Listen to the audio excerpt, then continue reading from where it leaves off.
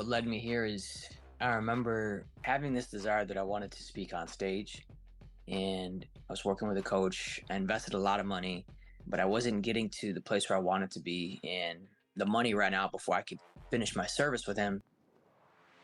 Brando, hey, let me tell you the truth. It's not about who you know, but who knows you. Brando, it's your story. You can rewrite it if you so choose. It's your life. You decide those moves. Brando, you want to talk about getting the bag? He built a 7-figure brand from scratch. Brando, it's the Brand Up podcast, but you already know. Enough talking, bro. Let's start this show. Brando. The storytelling. I feel like everybody's struggling with storytelling. And there's so many different aspects of it. Can you come up with a way to simplify it for people? Like, This is gonna, okay, we might go crazy here for a minute. So Yeah. I believe that most people think that being poor is a good thing. Now, they don't actually say that out loud, I want to be poor, because that would just be crazy to say out loud. Yeah, so it's helping them craft like a signature talk. What is the one key message, and helping them outline the presentation, right? The beginning of the presentation, I call it the hook. How do you capture attention? The storytelling, how do you keep attention? The content is how do you open up and expand. Hey, let me tell you the truth. It's not about who you know, but who knows you. Brando, it's your story. You can rewrite it if you so choose. It's your life. You decide those moves. Brando, you want to talk about getting the bag? He built a 7-figure brand from scratch. Brando, it's the Brand Up podcast, but you already know. Enough talking, bro. Let's start this show. Brando. what's going on, everyone? Welcome to another episode of the Brand Up Podcast. Today, I have a very special guest, as you guys are probably used to already, Jesse Cruz. Jesse, well, first of all, hopefully I pronounced your name right. But me and you, we chatted for a little bit, but it's been a while since I wanted to have you on the show. I mainly go into the marketing side of things, but I've noticed, especially the last 2 years, a lot of the things that have to do with marketing and personal branding and branding in general has to do with how you are able to articulate what you do for a living, what you're trying to promote, and then mostly the storytelling part involved, and then all that comes down to how you are able to speak.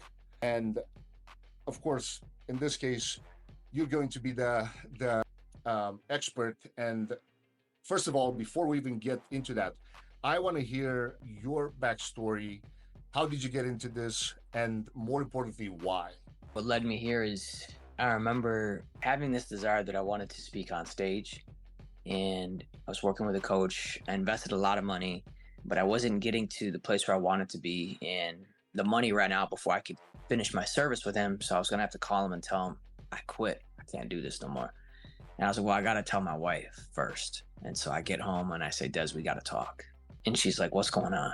I said, and we sat down at the table and I said, look, it's been my dream to speak on stages. She's like, yeah, I know.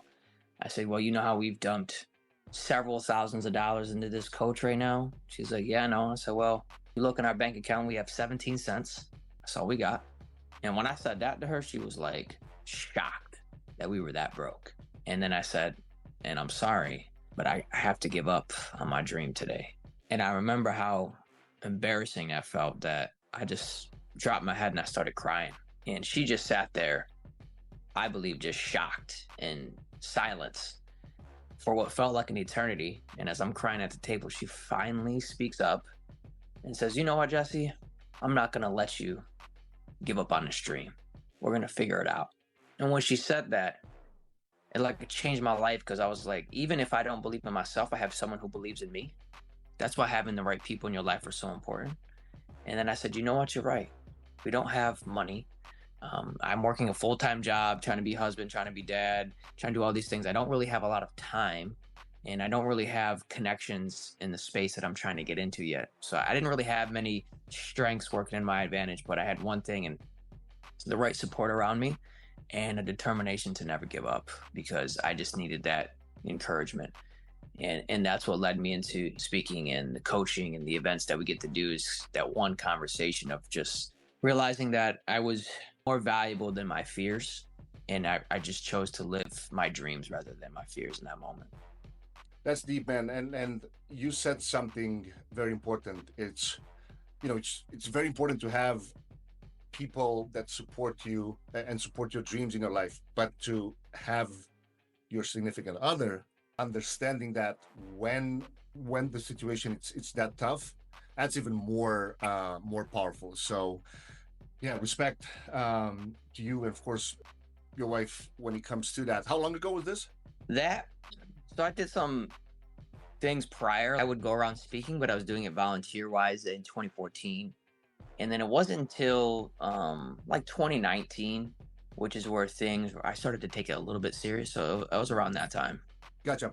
And walk me through a little bit, like in terms of the audience, because of course we can break down avatar of the speaker that you're working with. Is it mainly business owners that try to promote their business through speaking events or putting their own events together, or is it more of a broader spectrum of speakers? Because I know I've been to a few events, and it can be a wide variety of speakers that we can kind of put into this genre, I guess.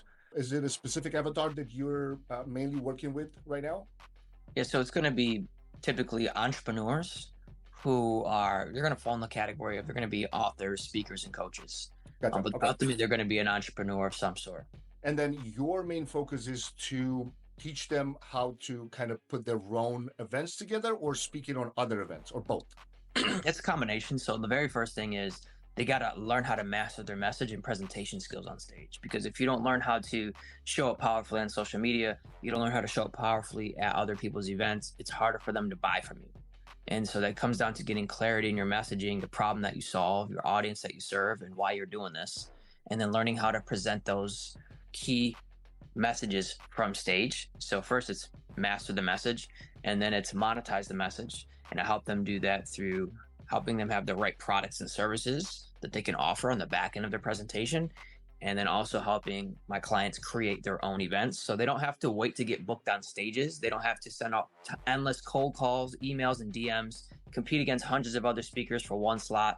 They can book themselves on their own stage and have more purpose and profit from their own event. And for people listening, when you're saying stage, a stage can be virtual. A podcast is pretty much your own stage. Anytime when you go live or you post a video, it's your own stage, right? Absolutely. The stage it could be virtual. I say your phone is your first stage. So if people are like, well, I don't have a venue. I don't know how to put together. Take out your phone, hit record, and then upload it. There you have a stage. That's simple. Let's start there. All right. So I'm actually very curious now. If you can share a little bit in terms of your process, because you said you help them master the message, then you go into, all right, let's figure out what is your proper product suit, and then from there kind of or reverse engineer the process itself. When you say master the message, are you trying to or are you helping them with, because every time when I have a client where I talk to somebody, I remember 2-3 weeks ago I was talking to a mortgage company, and then that was my first question to them in terms of like, all right, who's the ideal, like I know you guys can help everybody, but who's the ideal avatar? In your case, when is the message starting? Is it identifying who they serve? Or like, I'm curious to find out about your process.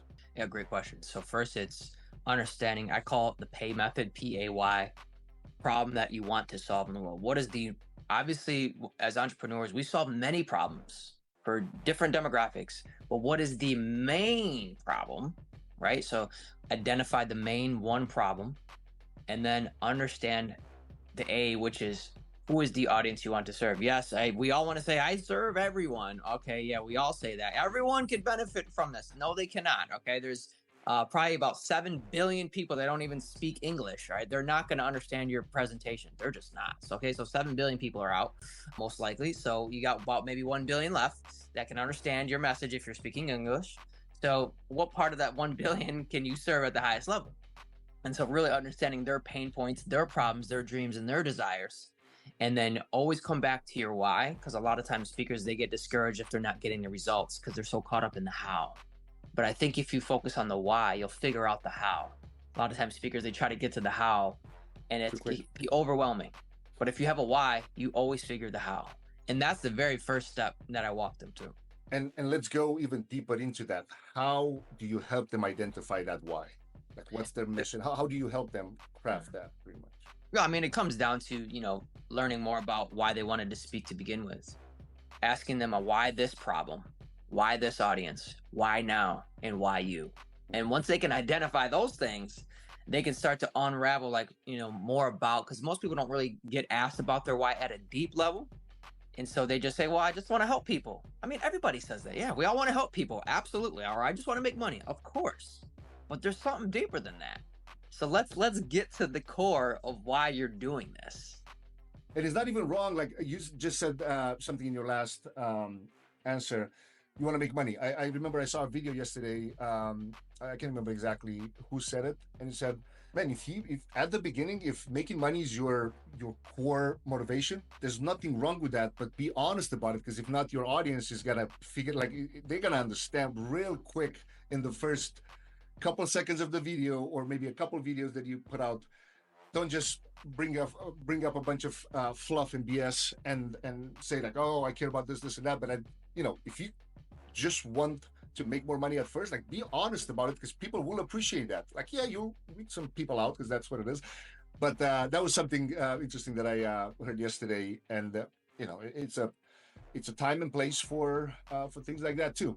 All right, so going a step further, so they identify their why, and now do you work on, like, when it comes down to their why, like how much you help them craft their, like, what is it? Is it a slogan that you work with them for? Is it talk?